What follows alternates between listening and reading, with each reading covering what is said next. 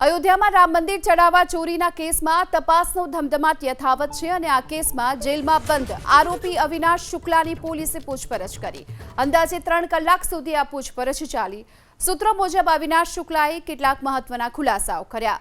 પૂછપરછ દરમિયાન પોલીસની ટીમે અવિનાશ શુક્લાના નિવેદનો પર રેકોર્ડ કર્યા. આ સાથે જ અત્યાર સુધીમાં જે ચોરીની રકમ જપ્ત કરવામાં આવી છે તેમાંથી સૌથી વધુ રકમ અવિનાશ શુક્લા પાસેથી મળી હોવાનું સૂત્રો કહી રહ્યા છે.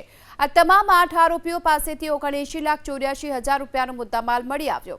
અવિનાશ શુક્લા પણ અનુકલ્પ મિશ્રા, લવકુશ મિશ્રાની જેમ આઉટસોર્સ કર્મચારી હતો.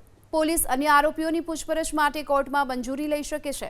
ત્યારે એબીપી અસ્મિતા અને સૂત્રો તરફથી મળતી જાણકારી મુજબ 27 મેના ચંપતરાય ફરિયાદ કરવા માટે પોલીસ સ્ટેશન પહોંચ્યા હતા અને એ દરમિયાન અનિલ મિશ્રાએ ફોન પર ચંપતરાયને કોઈ સાથે વાત કરાવી હતી, જે બાદ ચંપતરાય ફરિયાદ કર્યા વગર પરત ફર્યા. જોકે અત્યાર સુધી પોલીસે આ વાતની પુષ્ટિ નથી કરી.